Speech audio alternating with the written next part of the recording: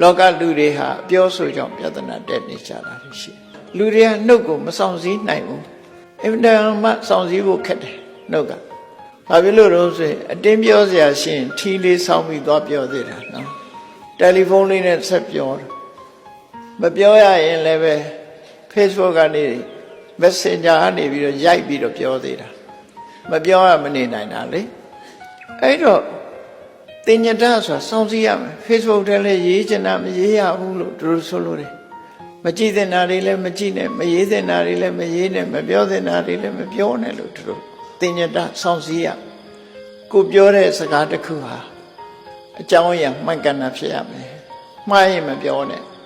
ဒါဖြင့်မှန်ယုံနဲ့ပြောမလားဆိုမှန်ယုံနဲ့လည်းမပြောနဲ့အောင်အကျိုးရှိမှပြော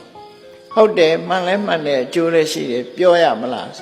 အချိန်ကြည့်အောင်ပြောတဲ့အချိန်လားမပြောတဲ့အချိန်လားဟောမှန်လဲမှန်တယ်အကျိုးလည်းရှိတယ်ပြောဖို့လည်းအချိန်ရောက်ပြီဘယ်လိုလေသံနဲ့ပြောမလဲရှင်ကျေးတဲ့လေသံနဲ့ပြောစကလုံးအသုံးလုံးယဉ်ကျေးပါစေ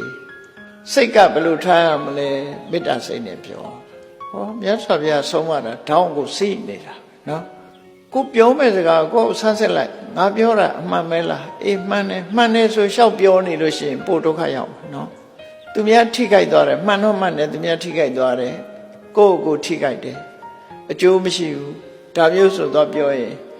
အကျိုးနဲ့အပြစ်ဟာအပြစ်ကပိုဖြစ်လာမှာဖြစ်တယ်အဲ့တော့မှန်တယ်ကောင်းကျိုးချမ်းသာပေးနိုင်တာလည်းဖြစ်ရမယ်ပြောတဲ့အချိန်လည်းရောက်ရမယ်ပြောပြီဆိုတဲ့အခါမှာ